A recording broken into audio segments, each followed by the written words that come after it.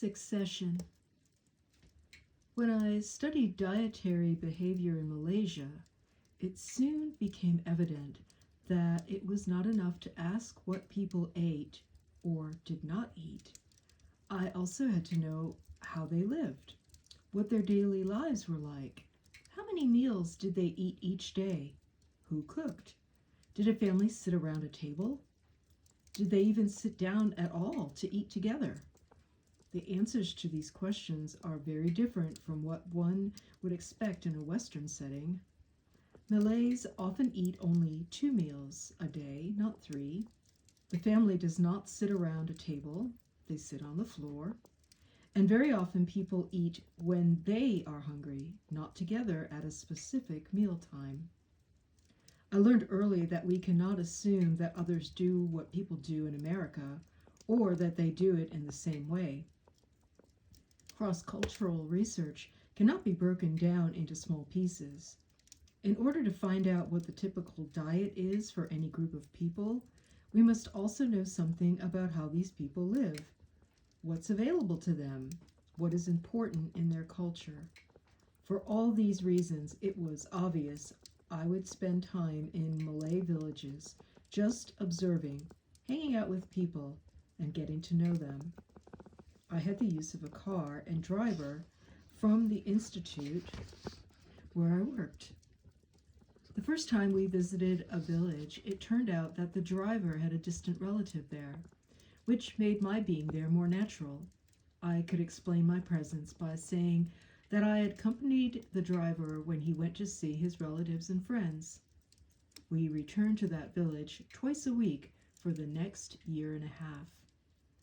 It was probably on the first visit that I was introduced to the village chief, or head of the kampong, as he was called in Malay. He was an elderly gentleman, very dignified, who did not say much. He and others accepted my presence with equanimity and very little curiosity. I explained that I studied the diets of people, but that I was in their village simply to familiarize myself with their daily lives. They seemed to accept that without much question. The driver's first wife was from the village, and so he was still considered part of the kampong. After a few visits, I knew most of the people by sight, and many of them by name. Then, one day, the village head died. I was curious how a new head would be appointed or elected. Was leadership in a Malay village hereditary? The anthropological literature about local form of government was vague and confusing. Some anthropologists had described the very authoritarian system. After all, there are sultans in Malaysia who are absolute rulers, which does not sound democratic to an American scientist. Others said that chiefship, headship, was hereditary, that a son follows his father. Most agree that the head is male, but at least one anthropologist talked about a village life 50 years or so ago, mentioned a female chief. The process was certainly leisurely. Nobody seemed in a hurry to find or get a new head. In fact, they were without a head for over a year and a half. Not unusual, I learned later. But the villagers did not seem much concerned. I knew that the district commissioner appoints the heads of villages, but I did not know what criteria he would use to make his appointment. Nor did the district commissioner seem to be in a hurry to carry out his duty. When I asked people in the village how the district commissioner would choose a new head, people smiled and did not answer. On my twice-weekly visits, I would wander through the village, chat with friends, listen to news of births and deaths, and about the harvest. I would end up at the place where some of the older men and some women would sit around aimlessly talking. In early afternoon, when white people take a nap, Malays hang around very quietly. Sometimes someone will say a word or two, and after a while, someone else might answer. It was not really a conversation. It felt more like friends being together, feeling very comfortable with each other. After the death of the village head, there were fleeting comments about what a nice person he had been, or someone would mention a particular quality he had. He was such a patient person. He never became angry. He was good to his wife. His children had done well. Later, I called this phase 1 of the process of finding a new village head, or having one appointed, a process that lasted perhaps 6 months. Gradually, almost without my being aware at first, that these random comments were changing. Someone would say something about what the new village head might be like, or what qualities would be important to a new head. They would often joke, lightly laugh, and say things like, "Oh, I would rather have a village head who knows how to deal with the outside world." Or maybe the new village head should be a young person. Later, I decided this must be phase 2, lasting a few months. I had made notes on my visits, and when I read over what I had recorded a month or so earlier, to my surprise, I found that vague remarks were getting more specific. I noticed, for instance, that more and more comments were made about specific problems the village had. One of those problems was that the ditches that used to carry off the rainwater had become filled with silt. A few times there had been near flood-like conditions. Or a few people mentioned how hard it was to get to the other side of the river because the bridge that had been there had washed away some years ago. They all knew how to rebuild the bridge, but who would start such a project? Aha, I thought, they are looking for a village head with leadership qualities. In my mind, I almost decided that this would be phase 3, and I expected that now, finally, they would come to some sort of a conclusion, a decision. Yet I knew that the Malay approach, the decision-making, is a very roundabout way. Their language does not lend itself to being specific. It is a language of indirection. Until the modern age, there was no word for I. The word that is used now originally meant your humble servant or your slave. Simple Malay and Indonesian language have no tenses. The context of a sentence determines whether the statement is meant to refer to present, past, or future, rarely the future. But more than anything else, it's a language of poetry, of hints at meaning rather than exactness, of allusions rather than pointed information. So, when I thought further about the turn these random remarks were taking, it seemed unlikely that they would lead to what I thought of as a resolution to the problem of getting or finding a new head. I must mention again that I never heard anything to suggest that not having a village head was a problem for anyone except myself. One of the basic tenets of Malay culture is that nobody tells anybody what to do. Adults never order a child older than 2 to do something or not to do something. The language does not follow for such commands. There's a classic and true story about a Western physician who tells a mother, "Your child should have this vaccine shot." The mother turns to her 3-year-old and asks the child whether he wants the shot. The child says no. There's no argument. A Western doctor, or even a Western-trained Malay doctor, does not quite know what to do in such a situation. So leadership in that culture cannot mean what it means in our culture. Even a village head could not possibly tell people what to do. This I knew. After a few more months passed, I noticed that the comments began to become more personal. Someone would say, for instance, "Well, Muhammad knows about building bridges," or "Hassan is a very patient man." Nobody would propose a specific person, but more than a year after the death of the old head, names were being tossed out to evaporate in the typical vague Malay way of not saying anything, but hinting at something. I gave up analyzing the process and organizing it in phases.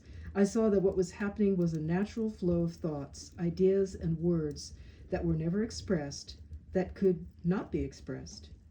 This is not an election, and I assumed at some point, when he got around to it, the district commissioner would pick a name out of a hat. Then a visitor came to the village and hung around, much as I did. He was there several times when I was there, perhaps for a period of a month or more. He was a nice, kindly older gentleman who, it was said, was a friend or relative of the district commissioner. The visitor rarely said anything. Neither did I, naturally. He listened, as did I. To a Westerner, all this vague talk was frustratingly unspecific, never coming to a point. Of course, that was the point of these ruminations. In Malay culture, the worst sin is to embarrass someone, so you never talk directly to someone. You do not really look him or her in the eye. You do not raise your voice. You always couch your comments in the most unspecific general terms. As much as possible, you talk in allusions. Then one day, for no reason that I could imagine, the district commissioner appointed a cousin of the late village head to be the new village head. A distant cousin, the driver told me with much emphasis. He himself was also a distant cousin. The appointed cousin had been mentioned frequently in those hanging out sessions, but so had at least half the people in the village. I knew him well by now. He was a quiet, unassuming person, honest, soft-spoken, obviously intelligent, someone who thought before he said anything, but then usually seemed to say just the right thing. He was probably in his middle to late 30s, married, and the father of 2 small children. Both he and his wife were healthy, not too poor, although it's almost impossible for an outsider to know whether someone is rich or poor in a Malay village, because nobody wants to stand out or be different. Even the richest man will live as his neighbors do, without ostentation and never with conspicuous consumption. The appointed man was considered handsome. His face was not scarred. He always behaved with decorum as far as I knew. He was a model citizen, or so it seemed. The villagers were happy. The new head was obviously well respected. After the installation ceremonies were over, I tried to figure out what the appointment had been based on. While the new village head was related to the previous head, the son of the old head had been overlooked. As far as I knew, the chosen cousin was not an expert bridge builder, and he knew no more about drainage ditches than anyone else. Everyone in the village knew where the old ditches had been, and sometime later, when they finally got around to it, it was easy to reconstruct them. Certainly, there had not been any election, as we understand the term. The whole process had seemed almost arbitrary to me, although it was obviously what people had expected to happen. The appointed cousin did not appear to have what we would call leadership qualities. He was an unassertive person, but then no traditional Malay is assertive. When I asked people why he had been appointed, they shrugged. Mr. District Commissioner, ... As soon as I said it, I knew it had been the wrong question to ask. I had asked an embarrassing question, a direct question that must be answered, or at least was more difficult to ignore. By asking it, I had put them on the spot. I waited a week or so, and then I asked, "What are the qualities for the head of a village?" "The village head has to be the face of the village," I was told.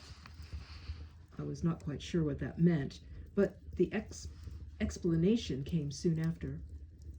At the time, the government was establishing health clinics in many parts of the country, and they had chosen a small town 6 miles from the village as the location to serve this and other villages. Of course, walking 6 miles there and 6 miles back with a sick child is a day's work when few people had bicycles and there is no bus service. The clinics may have been considered to be nearby from a white person's perspective, and the few people in the cities who had cars, but they were far away for the people in who were expected to be using them. When the clinic held its formal opening, the new village head attended with his wife and their 2 children. They walked. It was then I saw what the villagers meant when they said that the village head had to be the face of the village. The head of the village is dignified, with definite personality. He dressed in traditional costume, but he wore shoes. He spoke softly, but clearly and well. He made an effort to talk with the foreigners present. He certainly made the village look good. 30 years ago, Malay villages did not have a government as we understand it. There was no police to enforce laws. Their only law was the adat, a set of customs and traditions, the essence of Malay culture. The adat cannot be added to. It is not like our man-made laws. The head of a village is not expected to assert leadership. He could not organize what has to be done. He could not delegate authority to others. He is a figurehead, the face representing the village to the outside world. But he was also the face that the villagers could and did rally around, the embodiment of identity of their kampong. I suspect it is not too different today. It is a system that works well enough. The newly elected head was related to the last head, but not in a direct line. He was appointed, but appointed after a long and leisurely process that gave all the villagers a voice, and yet it was not an election. It makes me wonder, is this how we too did things in our villages? Dimensions of healing. In our society, in our reality, when you are sick, you go to a doctor. Perhaps you go to the emergency ward of a hospital nearby if you have no health insurance, but you still call it going to the doctor. In fact, the phrase is so familiar that it almost has become a single word. There are no assumptions and meanings attached to going to the doctor. For instance, there's a sort of holy assumption that we choose a doctor. We also talk as if each of us have our own doctor. We know, of course, that neither of those assumptions is true. We do not really choose. We see whomever we can afford, or whomever is conveniently located nearby, or the doctor that our health plan allows us to see. Few of us have our own doctor anymore, although 40 or 50 years ago, at least middle-class people had a family doctor. 40 years ago, doctors made house calls. In many parts of the world, when you are sick, you go to a healer. These healers have different names in different cultures, but they have in common the age-old belief that healing is an intrinsic capacity of human beings. When you look behind the ceremony, the dress, the ritual, what all native healers do is take away barriers to healing, or strengthen what we now call the patient's immune system. Not so long ago, we looked upon health and illness in much the same way as these native healers. I grew up before the miracle drugs. As a child, we learned how important it was to wash all wounds thoroughly with soap and water. Using any kind of soap and almost any kind of water was better than leaving dirt in a wound. Washing could be painful, but it was impressed upon us that it was necessary. We had hydrogen peroxide to clean wounds, which was wonderful for scrapes and shallow cuts because the bubbles added a sort of mechanical cleaning action. We had iodine that stained and stung, although it was many years before I learned that it is the alcohol that stings, not the iodine. But not having miracle drugs also meant that preventive was more important than treatment. It meant probably that more people relied on what we now call the immune system. We grew up with the idea that the healthier we are overall, the less chance we have of getting sick. It was not unusual then for non-Western healers to work side by side with Western trained doctors. Different kinds of doctors might use different approaches, but no kind of healing was better than another. I knew that both Western and non-Western doctors were healers, and I knew that I, too, wanted to be a healer. That meant, I thought, that I must study medicine. My timing was bad, however. I began medical school in Holland 2 weeks before World War II started, and a few months later, we were occupied by German troops. I was able to finish the first part of my medical studies, the clinical subjects, but I had barely started on the second part, beginning with the gross anatomy, when I discovered I was allergic to formaldehyde that was used to preserve the cadavers, and so I could not continue my studies. It was a strange twist of synchronicity. At about that time, the Germans decided universities were hotbeds of resistance, and all universities were closed and did not open again until the Allied forces ended the war 3 years later. When the universities opened again, I changed direction and decided to study psychology. Even though eventually I earned 2 degrees in psychology, neither in clinical psychology, I never lost my consuming interest in healing. The more I learned of the Western medical establishment as a patient and as a student of medical systems, the more I realized that our system of medicine is not designed for healing. Doctors and patients alike are so overawed by the miracles of modern chemistry that we forget who healers were and what they did before penicillin. Both doctors and patients believe that healing comes from drugs, from outside intervention, forgetting that until recently, healing was always what the body did, perhaps aided by or stimulated by a healer. Modern, and by this I mean technological, medicine has swept the world in recent years, although some years ago there were still a few areas where native healers plied their trade. It is true that in some parts of the world, including the United States, that there were what we call alternative medicine contingencies that were being practiced.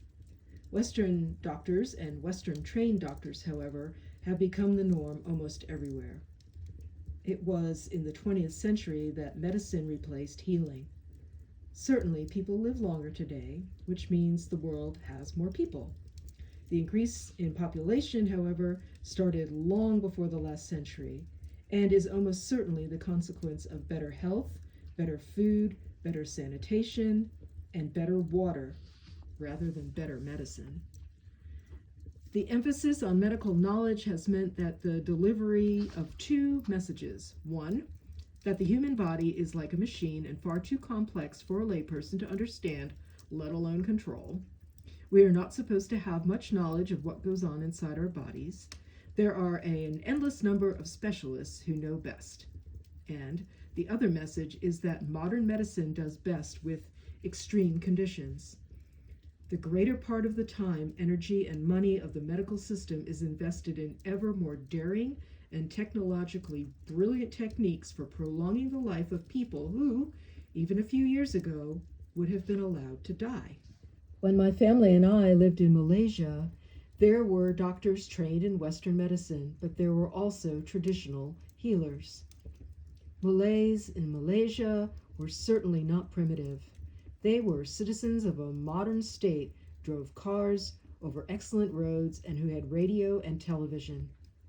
Yet many Malays chose to stay in their kampongs, their native environment. Their culture did not fare well in cities. The Malay culture is remarkably coherent. In our world, we imagine that the unit of society is the family, but in Malay culture, the unit of society is the kampong. It is the family to which a person belongs. More than blood relationships, a person's identity comes from the kampong. As is everything, this too is changing. The family is no longer the building block of our society, if it ever was. In other cultures, traditional relationships are disintegrating in the mad rush to modernization, urbanization, and because of the enormous increase in the numbers of people. In Malaysia, there was a Bon Moh, a native healing practitioner in most kampongs. I came to know several of these men and one woman, though female Bon Moh are quite rare, were not rare, excuse me. I only knew one of them. A Bon Moh will tell you that he or she is an ordinary person just like anyone else. One of the very strong values of Malay culture is egalitarianism, at least outwardly. People seem the same. A rich man did not live in a bigger or showier house than a poor man, and if he had a if he had a car, he would park it outside the kampong. The Bomha, too, lived in a house just like any other. When consulting with them, a sick person would come to their house. The patient would wait outside until noticed. The Bomha naturally would know the patient. After all, they were neighbors. He would sit down in front of the house, or perhaps on a little porch next to the patient, or beside the mother or father holding a sick child. They would chat for a few minutes about the family, about what was happening in the kampong, and then, very gently, almost imperceptibly, the Bama would move to sit in front of the patient. They would probably hold a sick child in their lap. While they continued to talk, they would gently touch the patient in the neck to feel for a fever, or to feel a pulse, to feel for muscle tone. They would look at the hair, damp or dry, lustrous or dull, the fingers and the nails. He would gently feel a swollen stomach or swollen joints. The Bama would not go through a list of symptoms, but gradually, in an easy conversation with the patient or the parent, he would learn what the problem was, when did it start, and how or where, if this was relevant. The Bama did a fairly thorough examination and constructed an intake interview, but without any instruments, no thermometers, blood pressure cuffs, tongue depressors, and without pay or records. In contrast, when my children went to a Western-trained doctor, they were put on a flat table under a glaring light, and they were held down, sometimes forcibly, by parents and nurses, while a doctor in a white coat prodded and poked. The child's body was the object brought to be fixed. Little or no friendly talk passed between the medical personnel and the patient.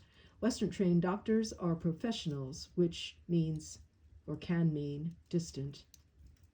In this country, the distance is further expressed by the custom of calling patients by their first name, while the patient, of course, addresses the physician as doctor. A Bama is never addressed as Bama because everyone knows him or her by their name. Some of the Bamas will give their patients Western drugs. At that time, all medicines were available without prescriptions in Malaysia, and they would carefully read the fine print on the inserts included in the package of medication to understand the possible side effects and drug interactions before they would hand them to a patient. When I asked one Boma why he used Western medicines, he looked quite surprised and said, "Why not? They work." I knew some Bamas who would give antibiotics, but they would personally hand the patient one dose with water and perhaps a cracker or some rice, and then tell the patient or parent to come back in the evening before sunset when they would give another dose. The following morning, the patient would arrive for the first dose on that day, along with some rice, and so it would go until the cycle of medication had been completed. A few of the Bomas I knew did not object to sending a patient to a Western clinic or a hospital, if that seemed necessary. They are intelligent people. Those I knew studied and kept up with what was going on out in the world, but always remained warm, caring people who practice a non-invasive, personal, and informal method of healing. No rubber gloves or white uniforms, no paperwork, no office, no standard procedure. Though many of the government medical clinics were located far away from a kampong, in small cities or towns where electricity and reliable water were available and where supplies could be brought in by car, the doctors did not seem to understand why so few Malays still attended a clinic. When one physician asked me my thoughts on the reason for this, I asked him to come with me to his waiting room. He had never set foot in his own waiting room before. The clinic buildings were concrete, which becomes hot in the tropics. The waiting room is narrow. Benches line long sides of the room and it's poorly ventilated. Because the air is close, I knew the patients felt that it was a sick environment and they feared contamination from other people's illness. A nurse directed operations from a small window at the end of the room. The nurse was Chinese. Very few Malays at that time were health professionals, and she would yell loudly. Though she did this to be heard, perhaps speaking loudly in the Malay culture is a sign of being crude. Next, the nurse would call out, and the people would have to come to the window with a sick child who was tired, hot, and very uncomfortable. Without looking at either the child or the parent, the nurse would write in a book while she went down the list of questions for her intake interview. Name of patient, birth date, I do not know, I am not sure. Name of mother, name of father. Where do you live? She asked next. Then, what is wrong with the child? I do not know. Well, then why are you here? Patients knew only that the Boma did not ask what was wrong. He was supposed to know that, or he would find out soon enough during his gentle chat without having to ask outright. By the time the nurse had filled out the forms, the parent was confused and intimidated, and the child in tears. After this interview, the patient was sent to the examining room, an even more frightening experience where glaring lights, blinding, where people dressed all in white, the color of mourning, wore masks to make them more impersonal. Doctors and nurses wore rubber gloves, which patients interpreted to mean that these doctors did not even want to touch the people who came to see them. After the examination, the mother and child would come back to the waiting room. The nurse would reach into a bottle, grab a handful of pills, and say, "Here, give the child one of these 4 times a day with some water before a meal." Finally, to add insult to injury, the nurse would stick out her hand and ask for money. A Boma does not get paid. He is a neighbor who helps because he is a friend. When the child has recovered, the mother may bring him a nice chicken, a piece of cloth, or some special fruit that is in season, but that is not considered payment. In the clinic, the nurse would yell again, "Next!" and the next sick child, asleep now, would be carried by the mother many miles on foot home to the kampong. In order to organize society, we create institutions. We build buildings, we train millions of people to perform very specialized activities. We make endless forms to record and report what we are doing. We create armies of people to supervise other people, and of course, the supervisors themselves have to be supervised as well. These systems acquire a life of their own. We seem to forget that they were created around an idea. All systems, health systems, economic systems, or political systems, are creations of our own unique way of looking at the world, our reality. Systems are expressions of our beliefs. We have created an enormous healthcare system, for example, that in today's society provides at least 10% of all jobs, circulates an enormous amount of money, and utilizes thousands of buildings, clinics, hospitals, and laboratories. It incorporates the latest in medical science and technology, but it is rooted in our unique beliefs about health, illness, life, and death. In today's reality, for instance, life has come to mean the life of an individual. We believe death is something to be conquered, defeated, denied as long as possible.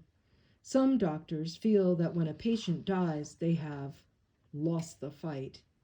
We believe people of all ages, regardless of prognosis and regardless of what some call their quality of life, should be kept breathing for as long as possible.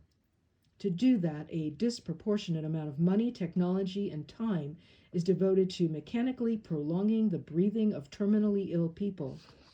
We spend much more time, money, and energy on keeping a few people alive than on helping to keep all people healthier. Our belief that being alive is the ultimate and supreme value might be more understandable if there were only a few humans left. But there are 6 billion of us, and tomorrow there may be 7 or then 8 billion. All our systems are designed around the belief that everything is so complex and difficult to manage that we require experts to help us navigate. There are experts for every aspect of life. Everyone who does anything at all needs training, probably a degree or a diploma, certainly a license. The result is that each of us is powerless except in the narrow slice of the world we ourselves inhabit. There is hardly anything we can or are allowed to do for ourselves. We are made to think that we must ask for expert advice for everything we do. Because systems are rooted in beliefs, we and even the experts find it difficult to imagine that there might be other ways of doing things. We cannot imagine that there are other beliefs. Thus, we think that ours is the only reality, the only true reality, that other people, other cultures are backward, archaic, underdeveloped, and so on. By judging others as less than ourselves, we cannot learn from them. That is sad, because we throw away, suppress, and deny the accumulated wisdom of generations of ancestors. Although the chapter has not ended, I'm going to end here so I don't extend this evening's reading too long. See you all next week. Till then.